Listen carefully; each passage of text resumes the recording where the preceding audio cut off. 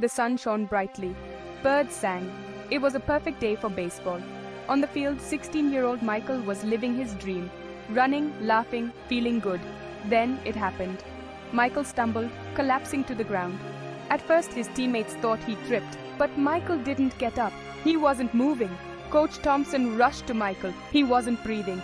His face was pale. His lips were blue. Coach Thompson knew something was terribly wrong. He yelled for someone to call 911. This was an emergency.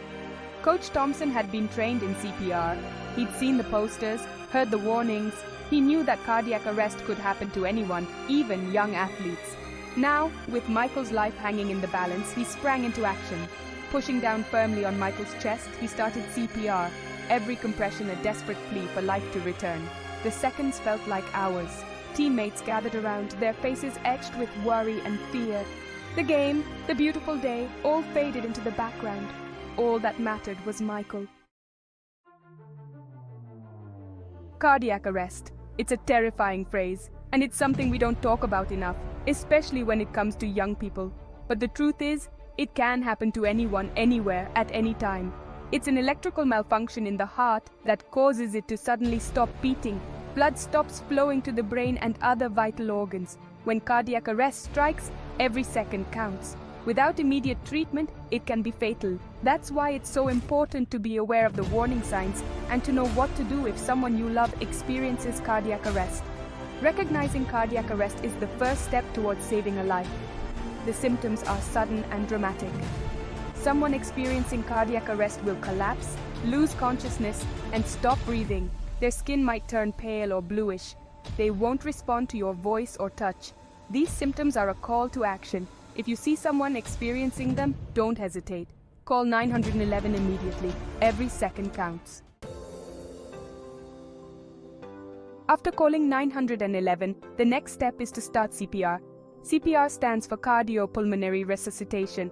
It's a life-saving technique that helps to keep blood flowing to the brain and other vital organs until medical professionals arrive. Don't be afraid to do CPR. It's much better to try than to do nothing at all. CPR involves two main steps: chest compressions and rescue breaths. To perform chest compressions, place your hands in the center of the person's chest and push down firmly and quickly. Push hard and fast at a rate of about 100 to 120 compressions per minute.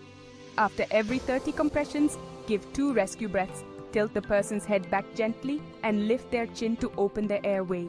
Seal your mouth over theirs and breathe in for about 1 second. Make sure their chest rises. Continue cycles of 30 compressions and 2 rescue breaths until help arrives. Remember, the sooner CPR is started, the better the chances of survival. Don't wait for medical professionals to arrive. Start CPR immediately. Your actions could be the difference between life and death. We all hope we never have to use CPR, but knowing how to perform it empowers us to act in a crisis. It's a skill that can save a life. It's important to remember that cardiac arrest doesn't just happen to older adults. Young athletes like Michael can be at risk too. That's why it's so important for coaches, trainers, and anyone who works with young people to be trained in CPR and to know how to use an AED. An AED, or automated external defibrillator, is a portable device that can deliver an electric shock to the heart to restart it. AEDs are becoming increasingly common in public places, and they're incredibly easy to use. Most AEDs have voice instructions that guide you through the process. Early defibrillation within the first few minutes of cardiac arrest is crucial for survival.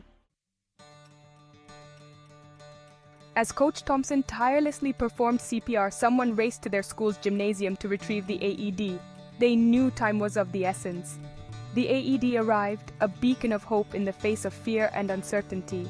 Coach Thompson, guided by the calm voice instructions from the AED, quickly applied the pads to Michael's chest. The AED analyzed Michael's heart rhythm and determined that a shock was needed. He followed the prompts, ensuring everyone was clear, then pressed the button to deliver the shock. The shock jolted Michael's body. For a moment, everyone held their breath, waiting, hoping. Then a collective gasp of relief swept across the field as Michael's chest began to rise and fall. He was breathing again. The AED and Coach Thompson's quick thinking had saved his life. Within minutes, the paramedics arrived and rushed Michael to the hospital. He had survived a sudden cardiac arrest, a testament to the importance of quick thinking, preparedness, and the power of community. Michael's story is a powerful reminder that cardiac arrest can happen to anyone, even young athletes. It highlights the importance of being prepared and knowing how to respond in an emergency. By learning CPR and familiarizing yourself with AEDs, you can make a difference in someone's life.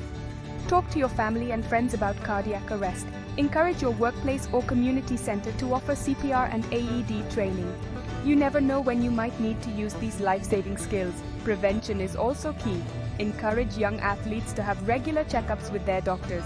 Know the warning signs of cardiac arrest and don't hesitate to seek medical attention if something doesn't seem right. Remember, knowledge is power.